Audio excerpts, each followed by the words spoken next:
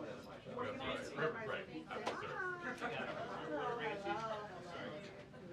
here to report. Did y'all like that? Okay, I got you. I'm tweeting it. Yeah. Well, no, I'm IGing it.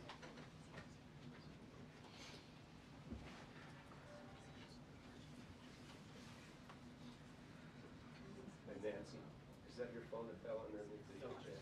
Oh, good, probably. Yeah.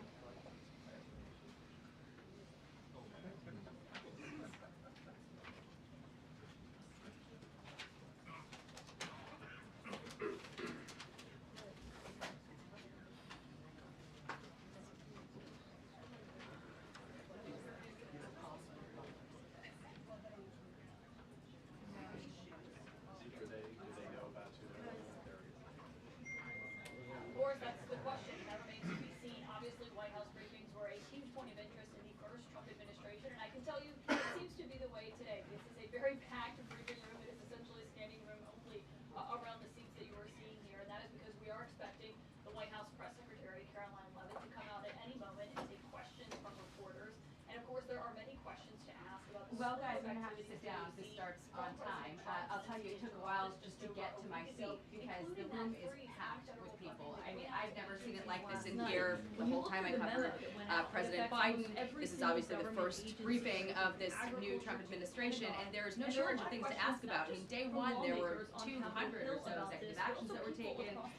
The president last night signed another slate of 5, I believe, seen all the executive orders and one action that added even more oversight to military. So new executive orders coming in every day, basically. The new executive order that's getting away about the memo that caused all the federal funding. She will not be a stranger to any of his supporters. She ran unsuccessfully for a Congress seat in New Hampshire, and now, of course, she will be taking the podium at a time when there are a lot of questions about all of the activity that we've seen in the West Wing in just over a week of Trump's second term for us. Thank you.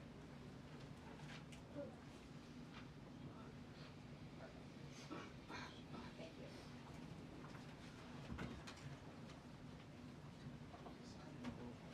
Was it, maybe they're taking the wrong mic? Okay, they just did the 2-minute warning, so I'm just going to They were hearing shotgun audio, I think. Thanks, guys. Here. I'm going to sit down until otherwise told. Is it hard to do?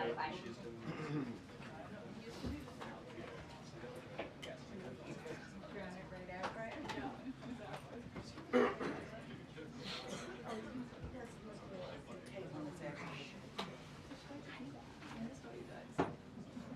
Oh my God, Mike Adams.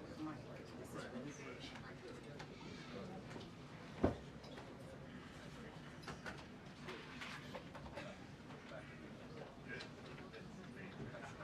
Mr. Allen, we can see your Visa card number on that.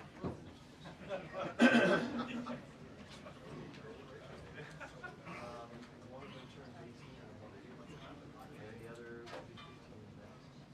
Yes, driving, college. You know. Yeah.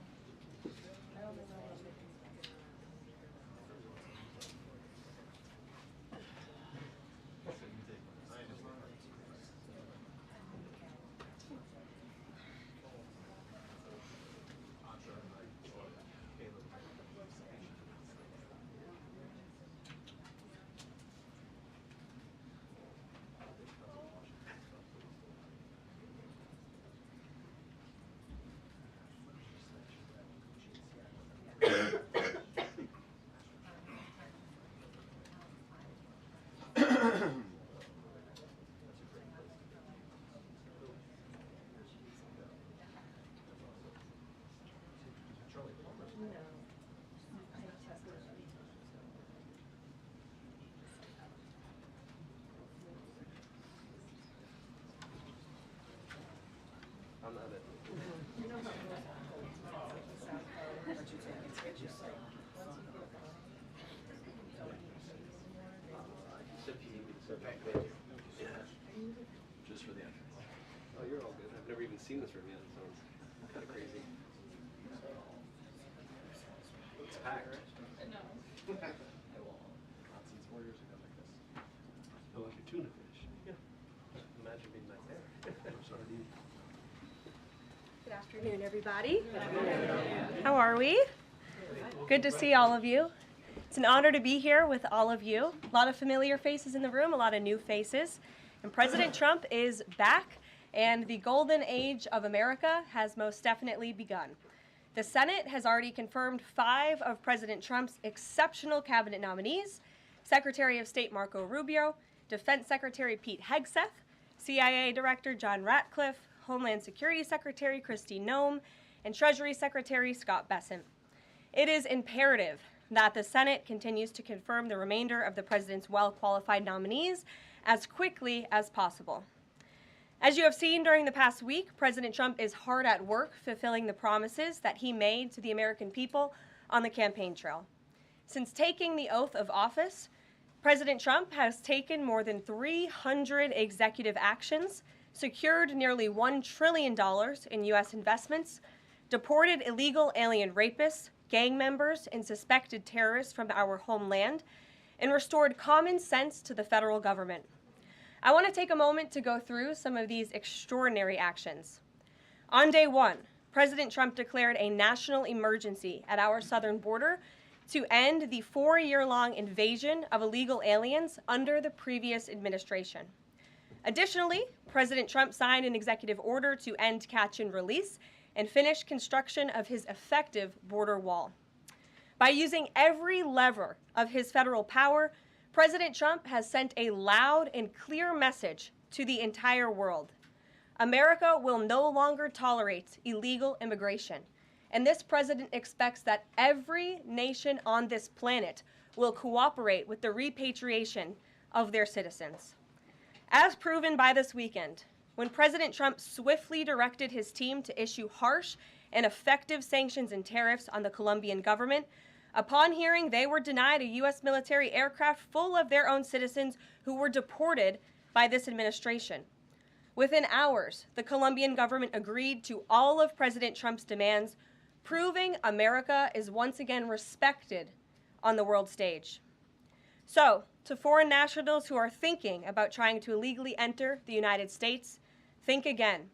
Under this president, you will be detained and you will be deported.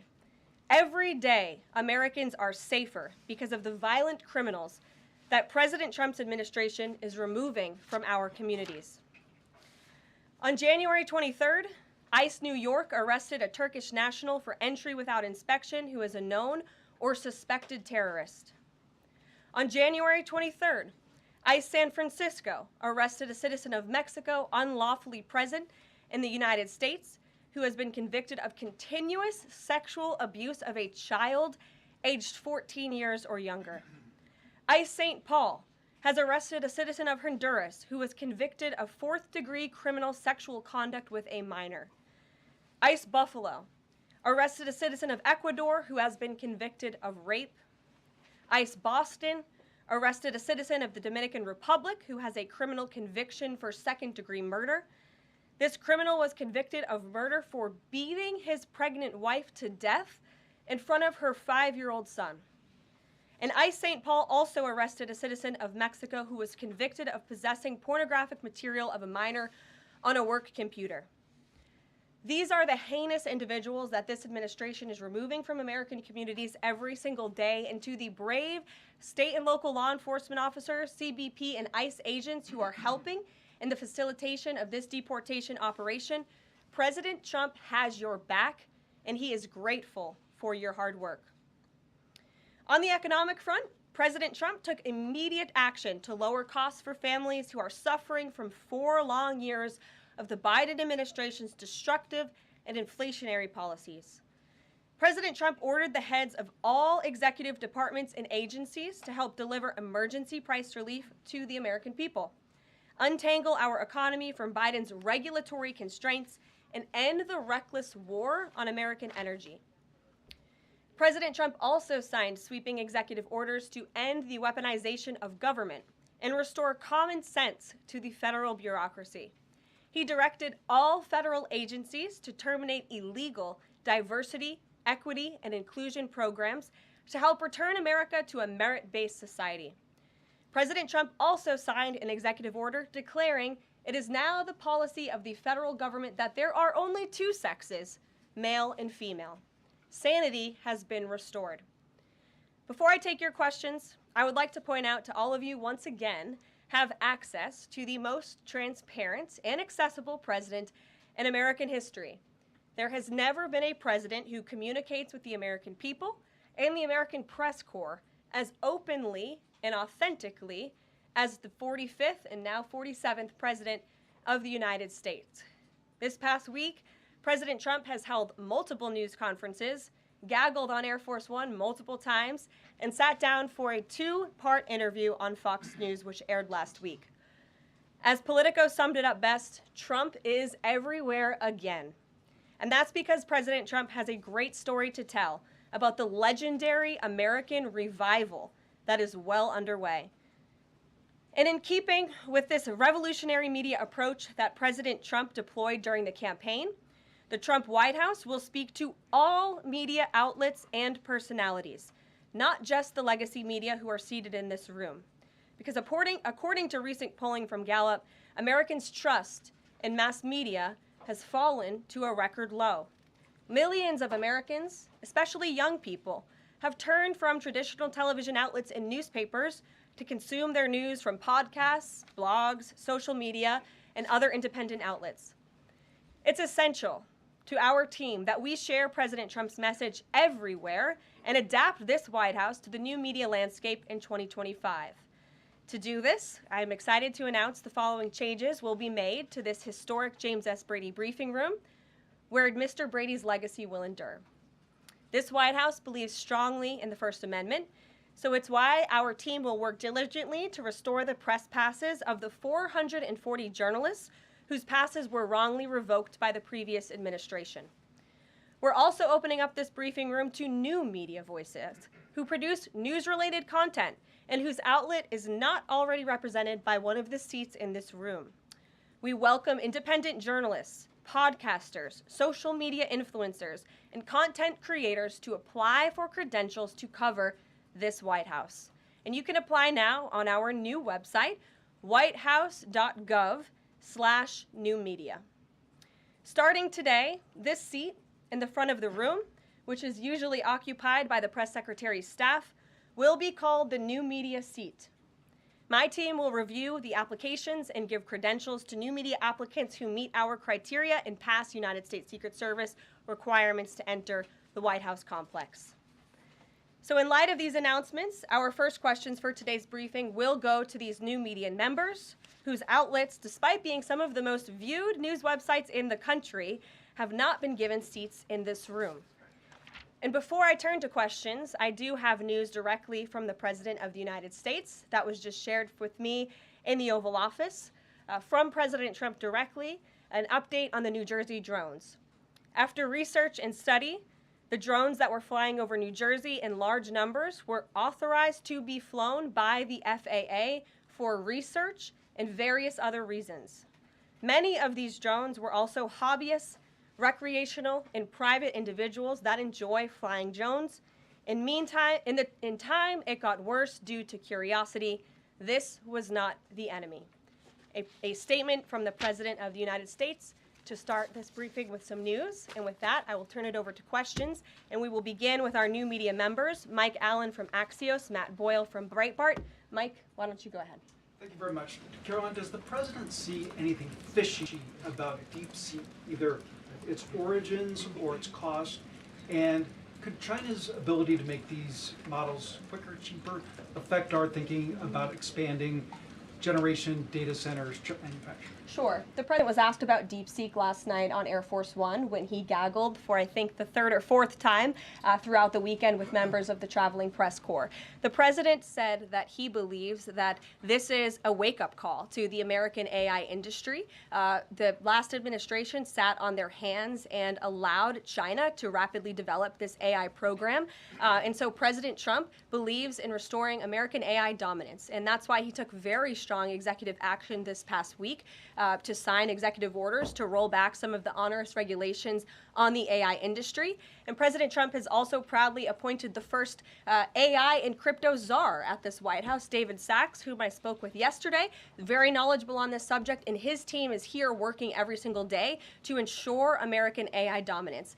As for the national security implications, I spoke with NSC this morning. They are looking into what those may be, and when I have an update, I will share it with you, Mike. Caroline, you say restore U.S. dominance. Is there a fear that the U.S. either is falling or has fallen behind? And how would the president make sure the U.S. stays ahead? No, the president is confident that we will restore American dominance in AI. Yeah, Matt. so Caroline, first off, thank you to you and President Trump for actually giving voices to new media outlets that represent millions and millions of Americans.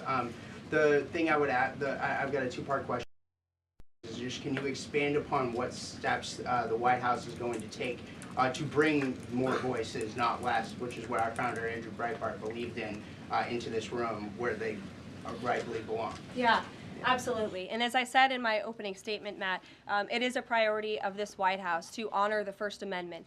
And it is a fact that Americans are consuming their news media from various different platforms, especially young people. And as the youngest press secretary in history, thanks to President Trump, I take great pride in opening up this room to new media voices to share the president's message with as many Americans as possible. In doing so, number one, we will ensure that outlets like yours, Axios and Breitbart, which are widely respected and viewed outlets, have an actual seat in this room every day. We also, again, encourage anybody in this country, whether you are a TikTok content creator, a blogger, a podcaster, if you are producing legitimate news content, no matter the medium, you will be allowed to apply for press credentials to this White House. And as I said earlier, our new media website is whitehouse.gov/new media.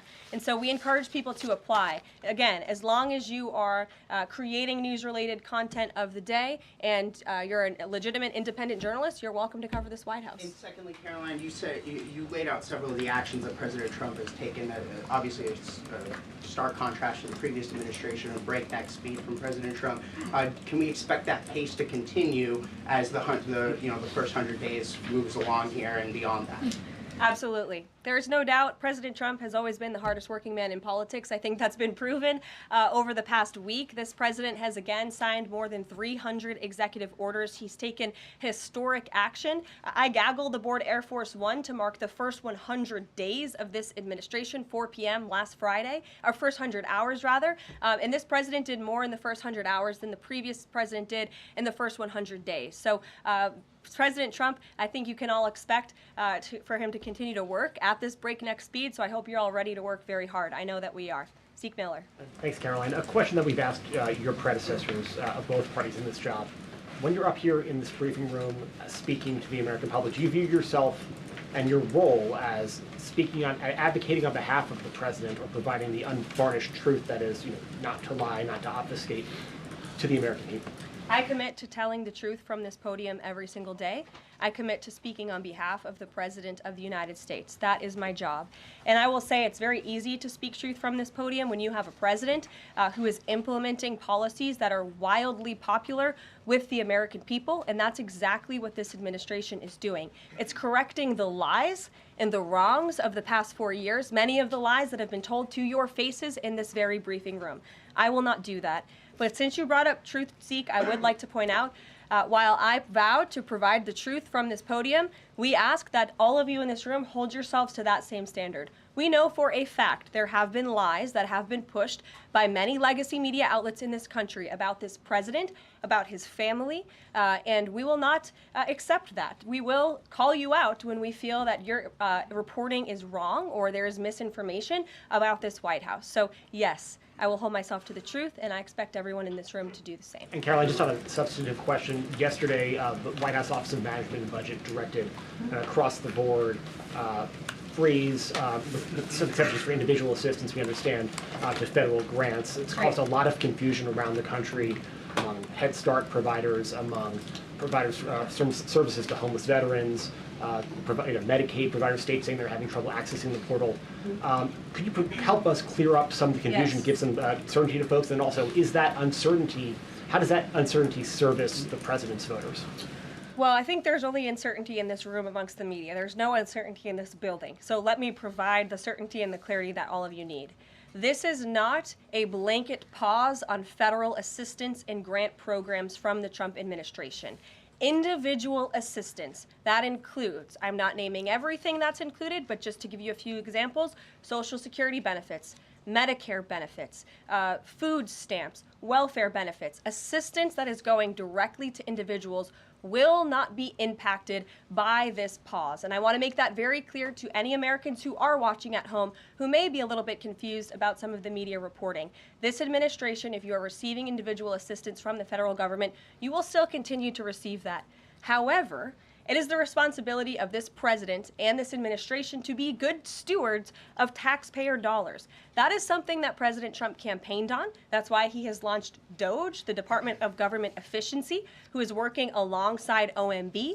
And that's why OMB sent out this memo last night, because the president signed an executive order directing OMB to do just this. And the reason for this is to ensure that every penny that is going out the door is not conflicting with the executive orders and actions that this president has taken. So what does this pause mean? It means no more funding for illegal DEI programs. It means no more funding for the Green New scam that has cost American taxpayers tens of billions of dollars. It means no more funding for transgenderism and wokeness across our federal bureaucracy and agencies. No more funding for Green New Deal social engineering policies. Again, people who are receiving individual assistance, you will continue to receive that. And President Trump is looking out for you by issuing this pause because he is being good steward of your taxpayer dollars. Thanks, Caroline. Sure. How long is this pause going to last, and how is the Trump administration recommending that organizations that rely on federal funding make payroll, pay their rent in the meantime? It is a temporary pause, and the Office of Management and Budget is reviewing the federal funding that has been going out the door. Again, not for individual assistance, but for all of these other programs that I mentioned. I also spoke with the incoming director of OMB this morning, and he told me to tell all of you that the line to his office is open for other federal government agencies across the board, and if they feel that programs are necessary and in line with the president's agenda, then the Office of Management and Budget will review those policies. I think this is a very responsible measure. Again, the past 4 years, we've seen the Biden administration spend money like drunken sailors. It's a big reason we've had an inflation crisis in this country, and it's incumbent upon this administration to make sure, again, that every penny is being accounted for honestly. Why impose this pause with so little notice? Why not give organizations more time to plan for the fact that they are about to lose, in some cases, really crucial federal funding, at least for a period of time? There was notice. It was the executive order that the president signed. There's also a freeze on hiring, as you know, a regulatory freeze, and there's also a freeze on foreign aid.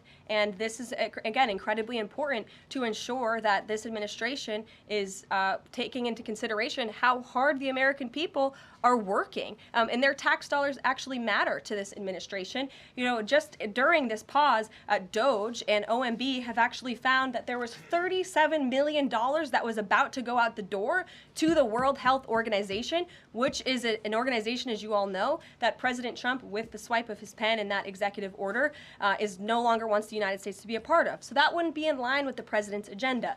DOJ and OMB also found that there was about to be 50 million taxpayer dollars that went out the door to fund condoms in Gaza. That is a preposterous waste of taxpayer money. So that's what this pause is focused on, being good stewards of tax dollars. And so this doesn't affect Meals on Wheels or Head Start or disaster aid? Again, it does not affect individual assistance that's going to Americans. To follow up on Nancy, do you think there will be a list of who is affected and how much money is affected? How will these contractors and organizations know if they are actually having their funding frozen? And then secondly, if you're willing, can you just clarify, is the end goal of this to essentially challenge Congress or to prove that the president can withhold federal funding? In other words, is this an attempt to pick a fight to prove that he can do this? No, absolutely not. As it says right here in the memo, which I have, and I'd encourage all of you to read it, it says the American people elected President Trump to be the president of the United States and gave him a mandate to increase the impact of every federal dollar. This memo requires federal agencies to identify and review all federal financial assistance programs and supporting activities consistent with the president's policies and requirements. The American people gave President Trump an overwhelming mandate on November 5th, and he's just trying to ensure that the tax money going out the door in this very bankrupt city actually aligns with the will and the priorities of the American people. So will there be a line? Yes. Welcome. You look great. You're doing a great job. You talked about transparency, and some of us in this room know how just transparent President Trump has been the last 5 or 6 years. I think you'll do the same. My question is, do you think this latest incident with the president of Colombia is indicative of the global, powerful respect they have for President Trump moving forward, not only to engage in economic diplomacy with these countries, but also world peace? Absolutely. I'll echo the answer that the president gave on Air Force One last night when he was asked a very similar question by one of your colleagues in the media. This signifies peace through strength is back. And this president will not tolerate illegal immigration into America's interior. And he expects every nation on this planet, again, to cooperate with the repatriation of their citizens who illegally entered into our country and broke America's laws. Won't be tolerated. And as you saw, the Colombian government quickly folded and agreed to all of President Trump's demands. Flights are underway once again. Two questions on deportations, if I may. President Trump had said on the campaign trail that he would deport pro-Hamas students who are here on visas. And on his first day in office, he signed an executive order that said, quote, the U.S. must ensure that admitted aliens and aliens otherwise already present in the U.S. do not bear hostile attitudes towards the citizens, culture, government, institutions, or founding principles. So should we take this executive order as Trump saying he would be open to deporting those students who are here on visas but, hold pro-Hamas sympathies? The president is open to deporting individuals who have broken our nation's immigration laws. So if they are here illegally, then certainly he is open to deporting them. And that's what this administration is hard at work at doing. We receive data from DHS and from ICE every single day. From what we hear on the ground, ICE agents are feeling incredibly empowered right now because they actually have a leader in this building who is supporting them in doing their jobs that they were hired to do, which is to detain, arrest, and deport illegal criminals who have invaded our nation's borders over the past 4 years. That's what the president is committed to seeing. Peter. Very quickly, just following up on the question on immigration first. President Trump, during the course of the campaign in 2024, said the following about illegal immigration. He said, they're going back home where they belong, and we start with the criminals. There are many, many criminals. NBC News has learned that ICE arrested 1,179 undocumented immigrants on Sunday, but nearly half of them, 566 of the migrants, appear to have no prior criminal record besides entering the country illegally. Is the president still focused exclusively, which is a civil crime, it's not criminal? It's a federal crime. So I'm asking though, he said he was going to focus on those violent offenders first. So is violent offenders no longer the predicate for these people to be deported? The president has said countless times on the campaign trail, I've been with him at the rallies, I know you've been there covering them too, Peter, that he is focused on launching the largest mass deportation operation in American history of illegal criminals. And if you are an individual, a foreign national, who illegally enters the United States of America, you are by definition a criminal, and so therefore you are subject to deportation. I apologize for interrupting. So to be clear, it's not violent criminals do not receive precedence in terms of the deportations taking place. The president has also said two things can be true at the same time. We want to deport illegal criminals, illegal immigrants from this country, but the president has said that, of course, the illegal criminal drug dealers, the rapists, the murderers, the individuals who have committed heinous acts on the interior of our country and who have terrorized law-abiding American citizens, absolutely, those should be the priority of ICE, but that doesn't mean that the other illegal criminals who entered our nation's borders are off the table. Understood. Then let me ask you a separate question about the confusion that still exists across the country right now as it relates to the freeze or the pause as it's described. President Trump, of course, ran one of the key policy items was that he was going to lower prices, lower the cost of everything from groceries, as he often said. But in many of the cases, it would seem that some of these moves could raise prices for real Americans on everything from low-income heating, that program, child care programs. Will nothing that the president's doing here in terms of the freeze in these programs raise prices on ordinary Americans? What particular actions are you referring to that I'm would... referring to LHEAP right now. That's the low-income heating program, for example. We can talk about, there's no clarity, so I could refer to a lot of them. We don't know what they are specifically. Can you tell us that LHEAP is not one of those affected? So you're asking a hypothetical based on programs that you can't even identify. No, I just identified. What I can tell you just to be clear, since you guys haven't identified, let's do it together, just for Americans at home. Medicaid, is that affected? I gave you a list of examples: Social Security, Medicare, welfare benefits, food stamps that will not be impacted by this federal pause. I can get you the full list after this briefing from the Office of Management and Budget. But I do want to address the cost cutting because that's certainly very important and cutting the cost of living in this country. President Trump has taken historic action over the past week to do that. He actually signed a memorandum to deliver emergency price relief for American families, which took a number of actions. I can walk you through those. He also repealed many onerous Biden administration regulations. We know over the past 4 years, American households has been essentially taxed $55,000 in regulations from the previous administration. President Trump, with the swipe of his pen, rescinded those, which will ultimately put more money back in the pockets of the American people. So deregulation is a big deal. And then when it comes to energy, I mean, the president signed an executive order to declare a national energy emergency here at home, which is going to make America energy dominant. We know that energy is one of the #1 drivers of inflation. And so that's why the president wants to increase our energy supply to bring down costs for Americans. The Trump energy boom is incoming, and Americans can expect that. Please share that. Thank you. Caroline, I think some of the confusion may be here with this pause on federal funding. You've made it clear you're not stopping funds that go directly to individuals, but there certainly are lots of organizations that receive funding and then may pass along a benefit. Meals on Wheels, for one.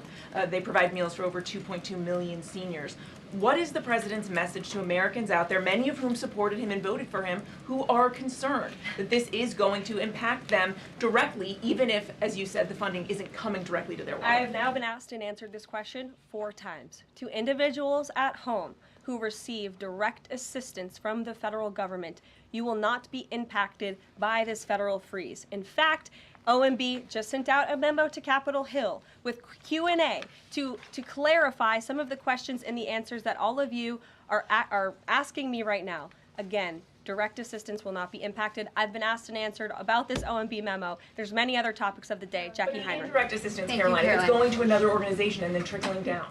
Direct assistance that is in the hands of the American people will not be impacted. Again, as I said to Peter, we will continue to provide that list as it comes to fruition. But OMB right now is focused on analyzing the federal government's spending, which is exactly what the American people elected President Trump to do. And one question on immigration, Caroline, on immigration. Of the 3,500 arrests ICE has made so far since President Trump came back into office, can you just tell us the numbers? How many have a criminal record versus those who are just in the country illegally? All of them, because they illegally broke our nation's laws and therefore they are criminals as far as this administration goes. I know the last administration didn't see it that way, so it's a big culture shift in our nation to view someone who breaks our immigration laws as a criminal, but that's exactly what they are. You may have been going with the worst first. They all have a criminal record? And welcome to the briefing If they broke our nation's laws, yes, they are criminal. Yes. Thank you.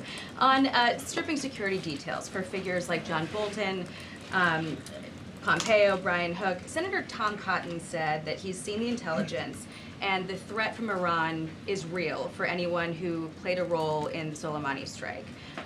He voiced concern it wouldn't just impact those individuals, but potentially their family, innocent bystanders, friends, anyone who's near them when they're out in public. Is the president open to reconsidering his decision?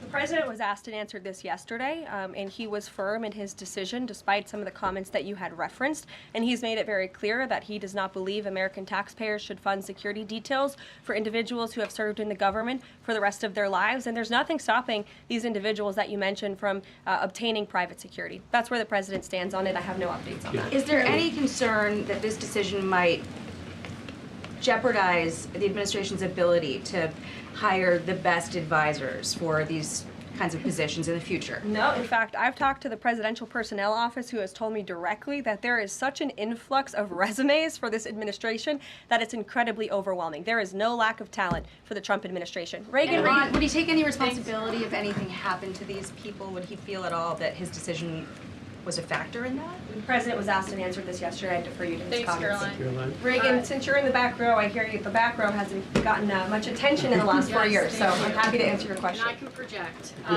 Does the president intend to permanently cut off funding to NGOs that are bringing illegal foreign nationals to the country, such as Catholic charities? I am actually quite certain that the president signed an executive order that did just that, and I can point you to that. One more, Caroline. President Trump issued an executive order on increased vetting for refugees in visa applications. Right. Part of that order was considering an outright ban for countries that have deficient screening processes. Has the president considered yet which countries might fall into this category? Are countries like Afghanistan or Syria under consideration for a full ban? Yeah, so the president signed an executive order to streamline the vetting for visa applicants and for illegal immigrants in this country who are coming, of course, from other nations. It also directed the Secretary of State to review the process and make sure that other countries around the world are being completely transparent with our nation and the individuals that they are sending here. And so the Secretary of State has been directed to report back to the president. I haven't seen that report yet. We've only been here for a few days. One, on the freeze in federal funding, who advised the president on the legality of telling government agencies that they don't have to spend money that was already appropriated by Congress? Well, as the OMB memo states, this is certainly within the confines of the law. So White House counsel's office believes that this is within the president's power to do it, and therefore he's doing it. Okay, so they disagree with lawmakers who say that they don't have the power to freeze this funding. Again, I would point you to the language in the memo that clearly states this is within the law.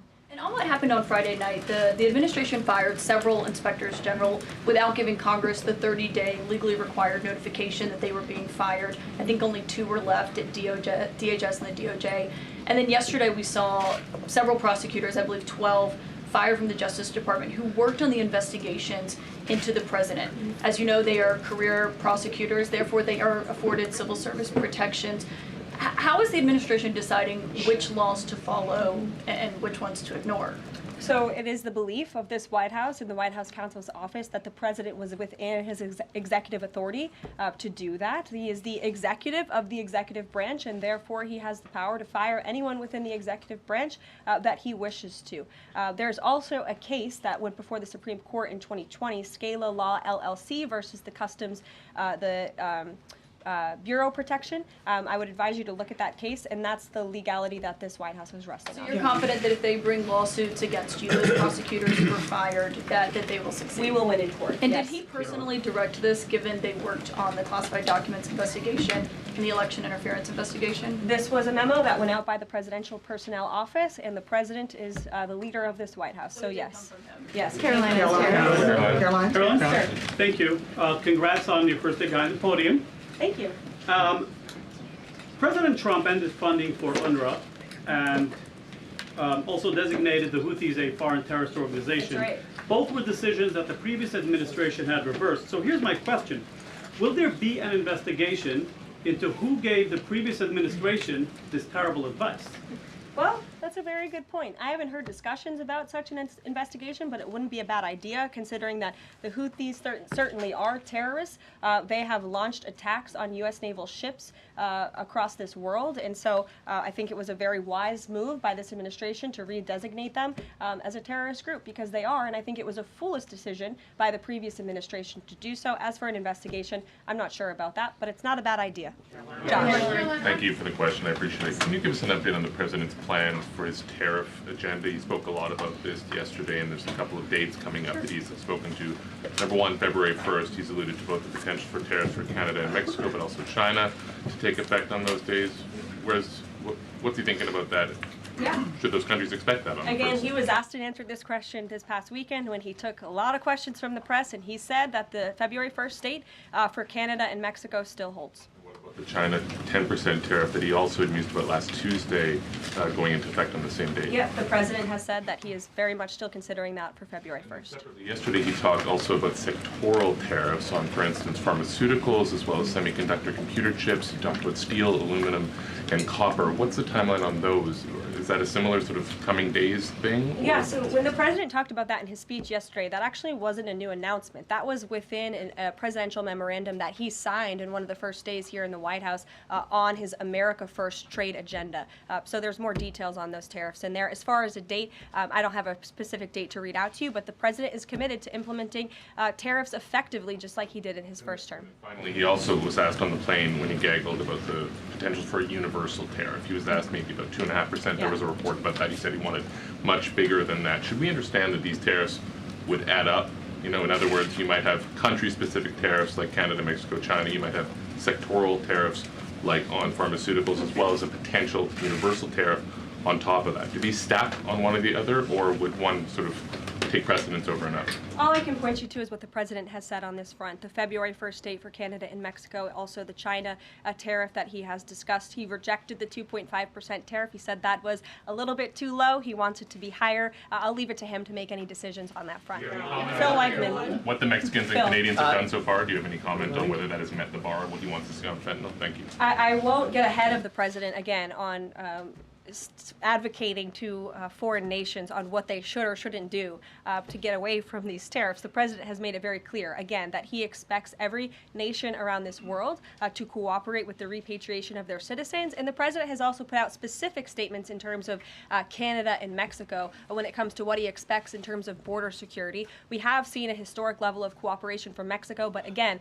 as far as I'm still tracking, and that was last night talking to the president directly, February 1st is still on the books. Phil. Thank you, Caroline. Quick programming note and then a question on taxes. Well, in terms of programming, should we expect to see you here every day? How frequently will these press briefings be? It is a good question, April. So look, the president, as you know, is incredibly accessible. First day here, he wanted all of you in the Oval Office. You got a 60-minute press conference with the leader of the free world while he was simultaneously signing executive orders. I may add that's pretty impressive. I don't think the previous office holder would be able to pull such a thing off. So look, the president is the best spokesperson that this White House has, and I can assure you that you will be hearing from both him and me as much as possible. And then a question about tax cuts. The president has promised to extend the tax cuts from the previous term. I'm curious, does the president support corresponding spending cuts as some Republicans have called for in Congress? And will the new Treasury Secretary be leading those negotiations with the Hill as Mnuchin did during the first administration? The president is committed to both tax cuts and spending cuts, and he has a great team negotiating on his behalf, but there's no better negotiator than Donald Trump, and I'm sure he'll be involved in this reconciliation process as it moves forward. Caroline, in the announcement that you made last night on the Iron Dome, it said the president had directed that the United States will build this Iron Dome. Yeah. When you read into the executive order, it seemed short of that. It asked for a series of studies and reports back to him. Can you tell us whether the president has directed this? And if he is as concerned on this issue, why the suspensions that we saw listed by OMB included so many different nuclear programs, non-proliferation programs, programs to blend down nuclear weapons, and so forth? First of all, when it comes to the Iron Dome, the executive order directed the implementation of an Iron Dome. It also, as you said, kind of directed research and studies to see if or how the United States can go about doing this, particularly the Department of Defense. When it comes to the other question that you asked about those specific programs, again, I would say This is not a ban. This is a temporary pause and a freeze to ensure that all of the money going out from Washington, D.C. is in line with the president's agenda. And as the Office of Management and Budget has updates on what will be kickstarted once again, I will provide those to you. Just to clarify for a sec what you were saying before on Medicaid. It wasn't clear to me whether you were saying that no Medicaid would be cut off. Obviously, a lot of this goes to states before it goes to individuals and so forth. So are you guaranteeing here that no individual now on Medicaid would see a cutoff because of the pause? I'll check back on that and get back to you. John. Thanks a lot, Caroline. As you know, in the first week that the president was in office, signed an executive order as it relates to birthright citizenship, trying to eliminate that. Now, 22 state attorney generals have said that this is unconstitutional. A federal judge has just agreed with their argument. What's the administration's argument for doing away with birthright citizenship? The folks that you mentioned have a right to have that legal opinion, but it is in disagreement with the legal opinion of this administration. This administration believes that birthright citizenship is unconstitutional, and that is why President Trump signed that executive order. Illegal immigrants who come to this country and have a child are not subject to the laws of this jurisdiction. That's the opinion of this administration. We have already appealed the lawsuit that was filed against this administration, and we are prepared to fight this all the way to the Supreme Court if we have to, because President Trump believes that this is a necessary step to secure our nation's borders and protect our homeland. On foreign policy, Caroline, on foreign policy, if I may, the president's commitment to the NATO Defense Alliance, is it as strong as the prior administration? Is it the same as when he served as president in his first term in office? As long as NATO pays their fair share, and President Trump has called on NATO allies to increase their defense spending to 5%.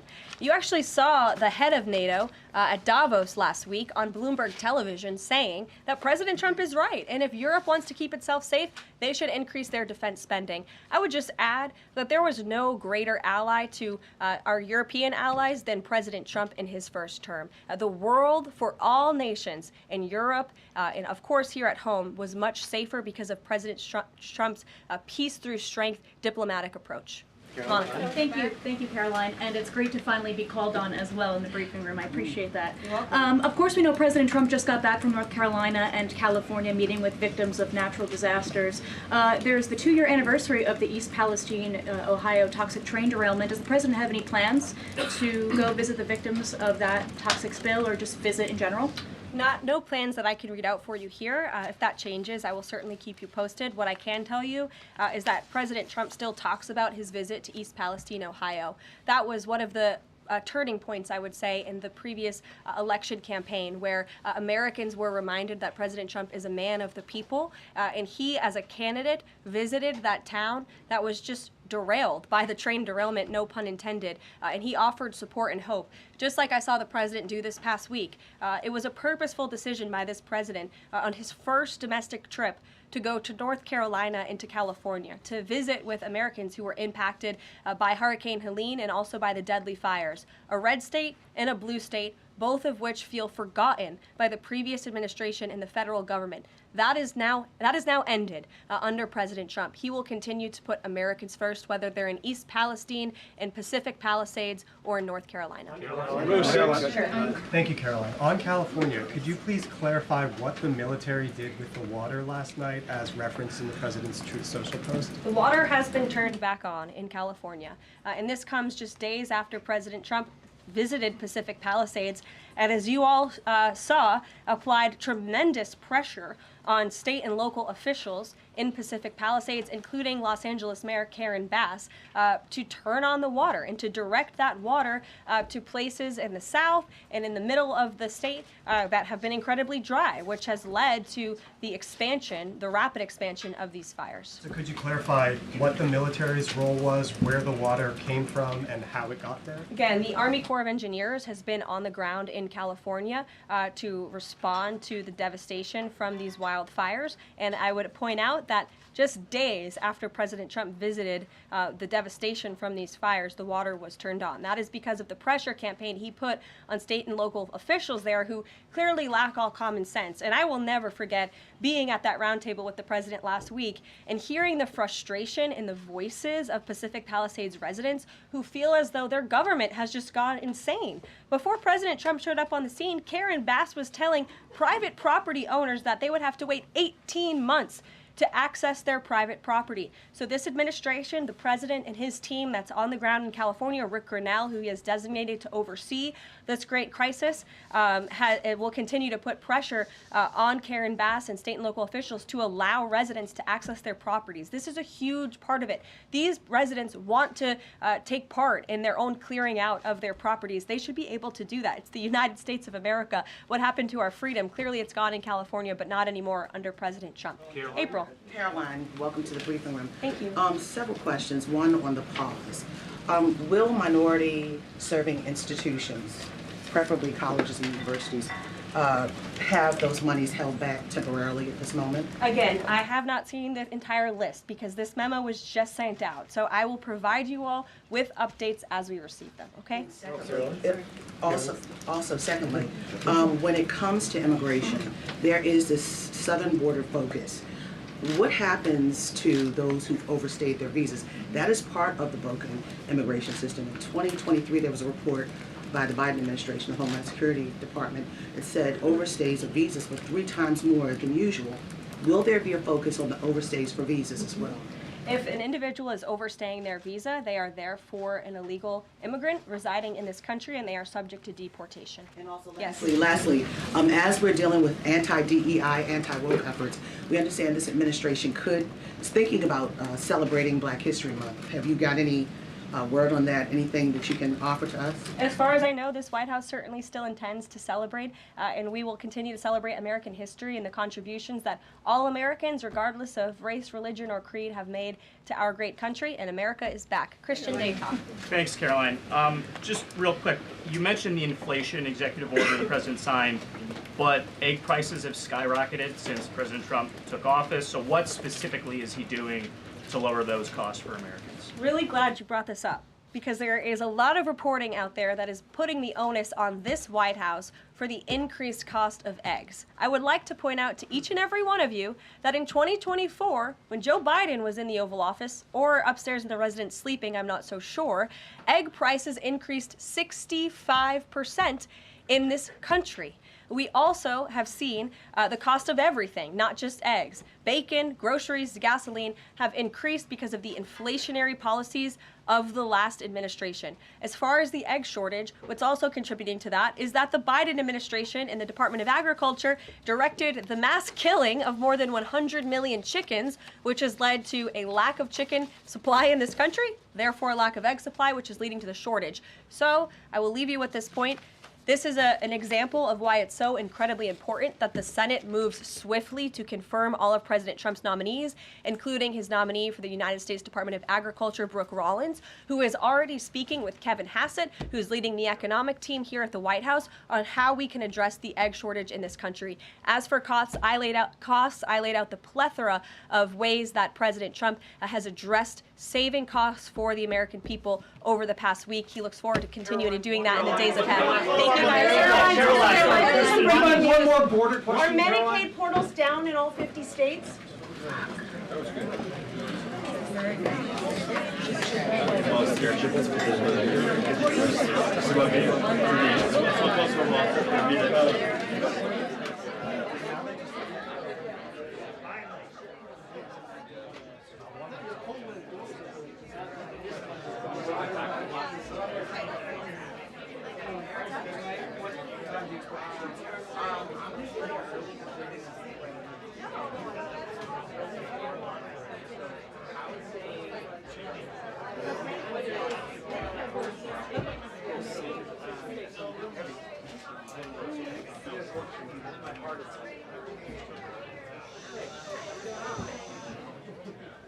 You want me to get a card down for you?